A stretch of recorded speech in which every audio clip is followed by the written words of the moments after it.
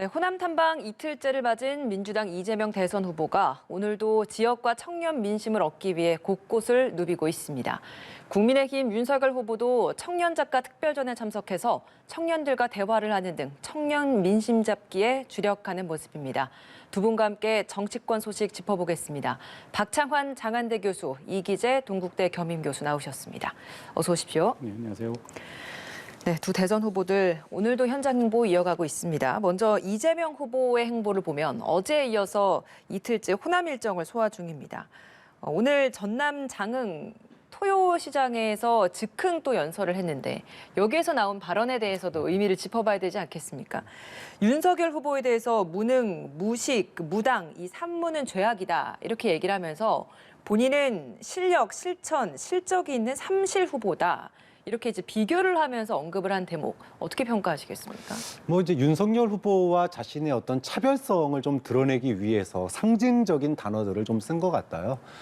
이제 민주당 측에서 본다면은 윤석열 후보가 준비 안 된 후보, 이게 이제 경선 과정에서도 논란이 됐던 거니까 이제 그런 부분들, 특히나 지난번 프롬프트 사건 이것으로 인해 가지고 이제 민주당은 좀 윤석열 후보가 준비가 안 돼 있다. 좀 이런 부분들을 좀 공격하고 싶었던 거고, 이제 반면에 이재명 후보는 자신의 장점이라고 그러면 역시나 밀어붙이는 힘, 실행력, 이런 거 아니겠습니까? 예. 그러니까 이런 부분들의 차별성을 보이는 건데, 이제 문제는 이런 차별성이 이제 공약으로 보여주는 게 아니라 자기는 이제 당장 보여주겠다 이런 거예요. 그러면은 당장 혁신과 변화를 갖다가 보여주려면 그것이 이제 실력, 실천, 실적으로 보여줘야 되는 거 아닙니까? 그렇죠. 그러면 후보로서 어떻게 실력과 실천과 소위 실적을 보여줄 거냐, 이 부분이 이제 사실은 굉장한 승부수예요. 그러니까요. 이걸 보여주지 못하게 되면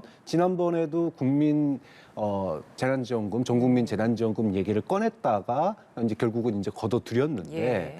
앞으로 이제 정기국회 기간 동안에 이제 신속하게 처리할 입법 얘기하고 그랬지만 네네. 이런 부분들이 무난하면서도 또 국민들의 환영을 받는 분위기 속에서 정말로 실적으로 남는다 그러면 그건 여권 후보로서 이재명 후보로서는 더할 나위 없이 좋겠지만 네. 이것이 잡음도 많고 또 예를 들어 도대체 이 법을 왜 이렇게 빨리 통과시키지? 이런 여론이 형성된다 그러면 또 이재명 후보로서는 오히려 자기가 했던 말에 대해서 또 배치되는 결과를 낳을 수도 있거든요. 그래서 그런 점에서 이미지로서 삼무 또 삼실 이거 얘기하는 거는 얼마든지 할 수 있지만 당장 보여주겠다라고 한 측면들은 이건 약속을 지켜야 되는 측면이에요. 좀 그런 점에서 정기국회에서 이런 모습들을 어떻게 사람과 정책을 통해서 또 입법 과정을 통해서 보여줄지 기대가 되면서도 또 우려가 되는 측면이 있습니다.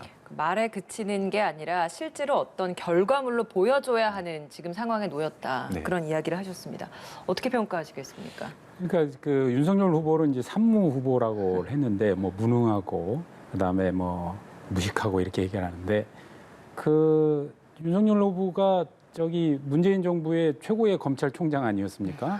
예, 그때는 정말 유능한 검찰총장이었는데 왜 또 이제 무식하고 무능하다고 얘기하는지 국민적으로 동의하기는 좀 어려운 내용 같고. 네. 그다음에 이제 실천과 실력을 이제 본인의 이제 그 삼실이라고 해서 강조하는 거는 결국 이재명은 합니다 이런 거라고 보이는데 우선 단군 일의 최대 환수를 했다는 그 최대 실적으로 얘기하는 대장동 것도 결국 국민들한테 국민의 마음을 살피지 못했다가 사과를 하지 않았습니까? 물론 이제 그 수사 결과다든가 최종적으로 봐야겠지만 그리고 그동안 경기도지사로 했던 것들이 사실 무상교복이니 청년수당이니 대부분 이렇게 돈 쓰는 위주였지 크게 대한민국의 무슨 발전과 성장을 위해서 뭘 해야 하는 그런 부분에 대해서는 사실 기억 남는 실적은 없거든요. 네. 그리고 지금 국민들이 걱정하는 거는 사실은 이재명 후보가 마음 먹으면 좀 뭔가 강한 실천력을 가지고 있다라는 거에 대해서는 어느 정도 다 동의하는 것 같아요. 문제는 그 방향에 대한 그 약간 불안감이거든요. 그래서 정말 그 방향이 잘못됐는데 엄청난 과속을 해서 나가면 오히려 대한민국 전체의 진로와 비전이 헝클어질 수도 있는 거 아니겠습니까?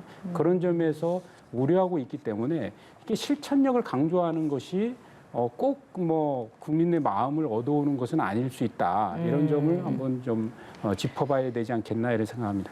네, 메타버스를 타고 지금 3주째 이렇게 지역 행보를 이어가고 있는 거 아니겠습니까?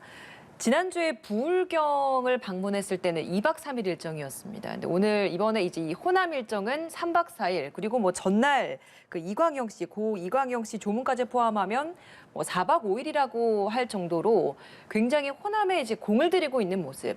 텃밭이라고 해서 공을 들이는 거라고 이해를 해야 하는 건지 아니면 텃밭임에도 불구하고 지지세가 그렇게 공고하지 않기 때문에 더 공을 들이는 건지 어떻게 해석해야 되는 겁니까? 뭐 두 가지 다의 의미를 저는 갖고 있다고 봅니다. 예. 그러니까 지난 2주 동안 지지율 격차가 줄어들지 않아가지고 이재명 후보로서는 뭐 결단을 내렸고 뭐 사과도 하고 눈물도 흘리고 또 뭐 조직도 혁신하고 좀 여러 가지 변화를 하고 있습니다. 예. 그래서 이제 지지층들이 좀 결집하는 모양새가 좀 보여요. 여론조사의 격차가 이제 줄어들고 있는 모습이 보이는데 이 여론조사가 격차가 줄어드는 그 원인을 보면 진보 지지층이 좀 이재명 후보에게 조금 다시 돌아가는 이런 모양새가 보이거든요. 근데 여기에다가 이제 속도감을 붙이고 숫자를 늘리려면 역시나 텃밭에서 그 지지층이 잘 뭉쳐야 됩니다. 그게 이제 이번 3박 4일 호남 민심 잡기의 핵심이라고 볼 수 있는데 네. 그럼 그런 측면에서 좀 아쉬운 대목이 뭐 지금 이제 곳곳 진짜 호남의 뭐 중소도시들을 다 훑다시피 하면서 지금 네. 도는 거는 뭐 굉장히 뭐 밑바닥 선거 운동이니까 당연히 해야 되는 거고 또 잘하고 있다라고 평가를 하고 싶은데 네. 영광 지역 방문했을 때 이제 이낙연 전 대표와 이제 좀 뭔가 이제 함께 있는 모습이 좀 연출되는 거 아니냐라는 기대감이 있었거든요. 네. 그런데 그 과정에서 좀 뒷말들이 좀 나와요. 뭐 이낙연 전 대표 측에서는 후보가 직접 연락한 것도 아니고 밑에 사람 통해 가지고 한 번 그것도 연락 오고 뭐 이런 식으로 서운한 감정을 좀 내비쳤어요. 물론 이재명 후보가 이제 눈물도 흐르면서 사과도 하면서 변화의 모습에 방점을 둬야 되다 보니까 뭐 이낙연 후보에게 뭐 너무 이렇게 공들이는 모습 보이기가 쉽지는 않았을 것 같습니다. 하지만 이재명 후보가 지금 선대위를 갖다가 소위 말하면 기동성 있는 선대위 이렇게 바꾸겠다 그런 거 아니에요. 그러면 후보는 그럴 수 있어요. 후보는 겉으로 과거에 뭐 원팀에 연연했던 그런 모습을 안 보이는 것도 저는 뭐 하나의 또 전략일 수 있다고 보는데 그러면 캠프는 뭐 해야 됩니까? 캠프는 뒤에서 이낙연 전 대표를 구워 삶아서라도 옆에 세우는 모습들을 보여줘야 되는 거죠. 그러면 옆에서 그런 그 모습이 보였다면 호남 민심을 좀 이번 기회에 지금 이렇게 사과하고 눈물을 흘리고 바꾸겠다 그랬을 때 호남 민심을 한 대로 모을 수 있는 방법이 있다면 네. 그 방법이 어떤 거든지 해야 되거든요. 네. 근데 결과적으로 이낙연 전 대표를 옆에 세우지 못함으로 인해서 좀 아쉬운 대목을 남겼어요. 물론 이제 아직 그 쇄신형 선대위가 아직 뭐 완성되지 않은 측면이 있지만 뭐라 그럴까요? 좀 꼼꼼하지 못한, 섬세하지 못한 그런 부분들을 보였기 때문에 이건 이제 정치력의 문제입니다. 이렇게 놓고 본다면 좀 이재명 후보 측에서 좀 실기한 거 아니냐. 그리고 호남 민심이라고 하는 게 이재명 후보에 대한 실망감 뭐 이런 것도 있지만은 사실은 자신들의 목소리를 대변해 줄 수 있는 인물에 대한 그런 아쉬움도 분명히 있었거든요. 그런 측면에서 본다면 과거에 얘기했던 원팀 정신이 사라지는 건 아니다. 다만 그것을 지금 내세우지 않는 것뿐이죠. 근데 그러려면 고도의 정치력이 필요한 거예요. 좀 예. 그런 점에 있어서 이번 호남 방문에서 제일 아쉬운 대목이었다라고 평가하고 싶습니다. 그러면 아직까지 좀 앙금이 남아 있는 것이다 이렇게 보신다는 거네요. 그렇죠.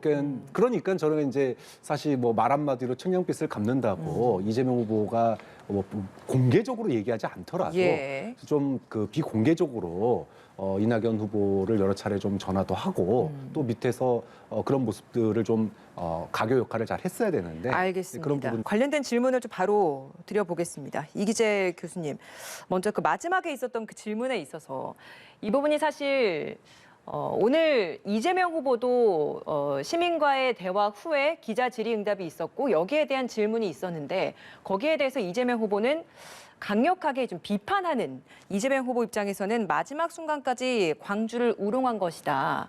이런 비판하는 입장을 좀 명확하게 냈습니다. 네, 윤석열 후보는 거기에 대해서 저는 드릴 말씀이 없습니다. 라는 이야기로 일과를 했습니다. 이 답변 어떻게 들으셨습니까? 우선 지난번에도 또 전두환 씨 이제 사망 이후에 이제 조문 논쟁이 있었죠. 그래서 예. 뭐 조문 가야 뭐 당연히 뭐 간다 이랬다가 이제 그걸 2시간 만에 번복하는 상황이 있었고, 이번에도 이제 갑작스러운 질문인데 굉장히 예민하다 보니까 어떤 준비되지 않은 대답을 이제 피해 가시는 것 같아요. 그런 것 같고, 사실 근데 국민들 입장에서 보면은 좀 더 본인이 뭐 잘못했던 발언의 내용들도 있었기 때문에 예. 좀 명확하게 표현했으면 좋지 않을까 이런 생각이 들고, 예를 들어서 이순자 씨 이번에 오늘 발언 같은 경우도 약간 뭐 포괄적인 의미에서의 뭐 대리 사과 정도는 했는데 그 구체적인 내용이나 이런 게 전혀 없어서 그 후에 또 5.18 관련된 사과는 그- 아니었다라는 이야기가 그냥 나오지 않았습니까? 지금 전두환 측 해갖고 지금 다 오는 얘기인데 예. 그게 이제 이순자 씨가 또 그 워딩을 했는지는 정확하게 아직은 좀 밝혀지지는 않은 것 같고요. 그건 좀 내용을 또 봐야 될 것 같습니다. 근데 어쨌든 간에 아직도 그 전두환 씨를 중심으로 한 50 세력들은 5.18 당시에 발포 명령은 전두환이 하지 않았다. 그 당시에 뭐 보안사령관이었기 때문에 그런 걸 할 수도 없었고, 단 그 어떤 민중혁명에 의한 어떤 폭동 과정에서 충돌에 의해서 발생했던 것이다라고 계속 하고 있기 때문에 사실 그런 그 진실규명이 지금 수십 년 동안 각종 이제 진실규명위원회에서도 명확하게 또 밝혀진 것도 없어요. 그리고 인정한 사례도 없고 무슨 뭐 이 부분에 대해서 그러다 보니까 이게 명확치 않다. 그런 점에서 약간 이제 문제제기는 할 수 있지만 어쨌든 전 국민이 그 당시의 시대 상황을 경험했던 사람들이 전체적으로 이거는 전두환 당시에 이제 보안사령관 구테타 세력의 50 세력의 명확한 이제 그 어떤 학살이었다라는 인식을 갖고 있고, 그 이후에 김영삼 대통령이 이제 집권을 하면서 5.18 청산 작업을 했지 않습니까? 그래서 5공화국 청산 작업을 했지 않습니까? 이런 과정에서 이미 보편적 인식들이 있기 때문에 저는 예. 좀 단호하게 얘기를 해도 되는데 이런 걸 이렇게 자꾸 피해갈 일은 아니다 이런 생각이 듭니다. 예. 그리고 또 다른 표현들이 있었습니다. 김성태 전 의원 이번에 의장으로 내정을 했다가 그 부분에 있어서 논란이 되다 보니 최근에 오늘 자진 사퇴 입장을 밝혔고, 그 후에 윤석열 후보의 첫 입장 표명이었습니다. 기자들이 질문을 했는데 이 사건이 오래돼서 기억을 못했다, 이런 답변을 했습니다. 본인은 억울해하지만 국민적인 시각에서 결단을 한 것 같다. 그런 결단을 해준 김성태 의원의 뜻에 감사드린다. 본인 의사가 강해서 수용하기로 했다. 이런 답변을 보면 나는 이 사퇴를 원치 않았지만 본인 의사가 강해서 사퇴를 수용해 준 것 같이 받아들여진단 말이죠. 어떻게 좀 들으셨나요? 오늘 저 메시지를 이야기한 장소가 중요하다고 봅니다. 장소가 20대 청년 작가들이 전시를 한 거잖아요. 거기 왜 갔습니까? 2030의 마음을 갖다가 공감하기 위해서, 잡기 위해서 간 거 아닙니까? 그런데 2030의 마음에 공감하고 그 표심을 잡기 위해서 갔다면 당연히 김성태 의원의 논란에 대해서 준비된 발언이 있었어야 돼요. 그런데 오래돼서 기억하지 못했다. 이거는 저는 전혀 진짜 아무 생각 없이 작품 구경 간 거 이상도 이하도 아니라고 봐요. 당시에 김성태 의원의 이 자녀 취업 청탁 문제는 한 달 가까이 국민들에게 공분을 샀던 문제입니다. 물론 국민의힘에서 얘기하듯이 아직 뭐 사법적인 최종적인 판단을 받은 부분이 아니기 때문에 뭐 차라리 그런 얘기를 했다 그러면 이해가 가겠는데, 아니 2030 마음을 잡으러 와가지고 청년들의 그런 취업에 대한 기회의 박탈, 불공정에 대한 분노, 이런 부분들이 그 사건 안에 들어있는데 이게 기억이 안 날 문제인가. 또 그것도 하필 또 2030 만나러 가가지고 그런 얘기를 오래돼서 기억 못했다라고 얘기를 한다면. 예. 근데 사실은 그 앞에 발언도 전 또 문제가 있는 게요. 2030의 마음을 어떻게 느꼈냐, 여기 작품 보면서 네. 여기 불안이라고 얘기를 했어요.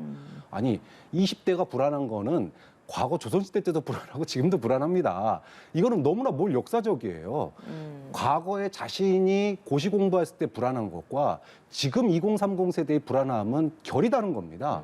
그 당시에 산업화 시대 때 2030 세대는 배고픔에 대한 불안이었고 80년대 청년 세대는 민주주의에 대한, 자유에 대한 열망에 대한 불안이었고 지금 2030 세대는 기회의 부족, 그다음에 양극화, 그리고 상대적 박탈감, 이런 것들로부터 나오는 불안감이거든요. 근데 이거를 어떻게 다 치환해가지고 자기 젊었을 때 청년은 불안했다. 지금도 불안하다.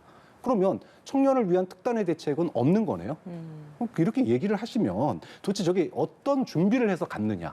아무런 준비도 없이 청년들 만나기만 하면 2030 민심을 헤아리는 거냐라고 네. 하는 이야기의 비판을 받을 수밖에 없고 그리고 저는 이순자 씨의 이야기에 대해서도 네. 뭐 답변하지 않는 거에 대해서 지난번 전두환 씨 그 발언에 대해서 5.18과 12 빼놓고는 다 잘했다 얘기했잖아요. 잘했다라고 얘기를 했는데 그러면 5.18에 대해서만큼은 지금 사과를 안 한 거 아닙니까? 그럼 그 부분에 대해서만큼은 분명하게 얘기를 해야 돼요. 본인이 했던 말도 지금 제대로 전달하지 못한 거 아닙니까? 국민들 앞에 명확하게 표명하지 않은 거예요. 좀 그런 점에서 본다면 대선 후보로서 여전히 이 발언 리스크, 본인 그 메시지 리스크가 오늘도 또 이렇게 표현되는 거 아니냐. 좀 이런 점들은 뭐 좀 뭐랄까요. 캠프 선대위 차원에서 윤석열 후보와 미리 좀 오늘 어떤 메시지를 좀 내놓을까 이런 부분들을 이야기하고 가지 안 한 거 아니냐 이런 비판을 할 수밖에 없습니다. 예, 김성태 의원 사건과 관련해서 민주당은 윤석열 후보의 사과가 있어야 한다 이런 입장을 내기도 했었는데 윤석열 후보의 입장은 오래돼서 기억을 못했다 이런 입장이었습니다. 근데 이제 우선 이제 청년작가 특별전 같은 경우에 이제 아까 불안을 얘기했던 거는 뭐 저는 뭐 과하게 반응할 건 아니다 이런 생각이 들어요. 그리고 그 전시 자체가 결국 이제 나는 누구인가라는 걸 주제로 해서 이제 전시를 했던 것 같은데 저는 이제 작품을 못 봤지만 작품을 보고 나오시면서 결국 그 작가들이 표현하려고 했던 것 그거는 결국 청년 세대의 지금 이 시대 상황에서의 불안을 표현했던 거 아닌가 이런 측면에서 얘기를 한 거기 때문에 저는 뭐 감상에 대한 이야기이기 때문에 좀 작품을 보면서 할 네. 얘기다 이런 생각이 좀 들고 그다음에 이제 김성태 의원 거는 이제 기억이 안 난다 너무 솔직하게 얘기를 하신 것 같아요. 그러니까 기억을 못했다라는 거죠. 그러니까 이게 임명을 할 때. 근데 저는 이게 뭐 그 사실 그렇게 오래된 일은 아니에요. 지난해 아마 2심이 그 11월에 제가 한 1년 됐거든요. 그래서 2심에서 이제 집행유예 판결이 돼서 유죄로 인정을 했던 거고 물론 이제 대법원에 이제 판결이 좀 남아 있습니다만 그래서 이게 기억을 못할 사항은 아니다. 그리고 또 하나 더 중요한 건 후보는 저는 잠깐 기억을 놓칠 수 있다고 생각합니다. 근데 문제는 이거를 그 인사를 혼자 하진 않았을 거 아닙니까? 그러니까요. 어떤 팀이 했을 거고 누군가의 의견을 들어서 했을 그러니까요. 텐데 그러면 그런 이제 어떤 인사가 작동되어지는 그런 팀이 그런 거를 충분하게 스크린하는 과정이 없었다는 거잖아요. 그러면 앞으로 국정을 맡았을 때 인사가 만사인데 모든 장관부터 시작해서 대한민국의 모든 그 나라를 이끌어갈 사람들을 인사를 하실 텐데 그때마다 이런 이야기가 진행된다면 이거는 굉장히 큰 문제일 수 있기 때문에 저는 이제 뭐 솔직하게 너무 얘기를 하신 측면이 있다. 그런데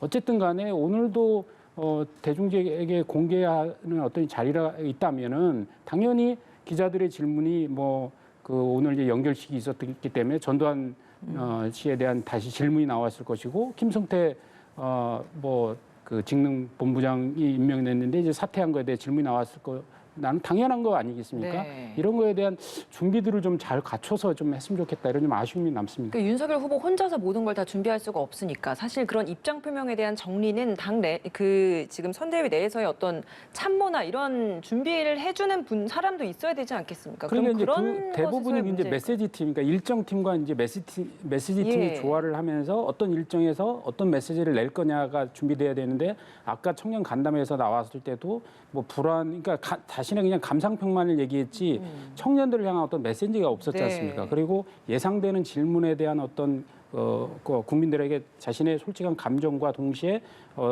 자신이 이제 생각하는 어떤 철학, 관점 이런 걸 얘기해야 되는데 이런 부분이 지금 이제 일단 선대위가 이제 구성되는 단계이기 때문에 어려움이 있겠습니다만 어쨌든 경선을 준비했던 팀들이 일부 남아 있을 것이고 그렇기 때문에 저는 일정들이 가고 있을 텐데 일정과 메시지 그리고 최근에 어쨌든 공보단장, 공보실장들이 이제 결정이 됐기 네. 때문에 좀 더 기민하게 좀 후보를 서포트해야 되지 않겠나 이런 생각을 합니다. 임승호 대변인, 그러니까 청년들의 목소리가 최근에 나온 부분도 선대위 꾸려지는 속도 자체가 국민과 당원에게 피로감을 주기 충분하다. 그러니까 너무 지금 서로 주도권 싸움을 하면서 길게 늘어지는 이 부분이 오히려 더 당에게 쇄신의 불씨를 꺼트리는 역할을 하고 있다. 이런 비판이 당내에서도 나오지 않았습니까? 선대위 구성이 언제까지 이런 공방이 이어질 거라고 보시고 어떻게 정리될 거라고 보십니까? 뭐 김종인 전 위원장과의 이제 이 밀당은 일단은 1차전이 끝났다고 봐야 되죠. 그래서 지금은 뭐 김병준 체제로 갈 수밖에 없지 않느냐 당분간 어떤 지지율에 커다란 변화가 오기 전까지는 아까 후보가 이제 윤석열 후보가 그랬잖아요. 당에다가 자기는 위임했다. 당이 결정한 대로 가겠다라고 얘기를 했고 지금 당 선대위에 어쨌든 상임위원장으로서 이제 김병준 교수가 와 있는 상황이기 때문에 예. 뭐 그 체제가 갈 수밖에 없는데 이제 문제는 그거예요.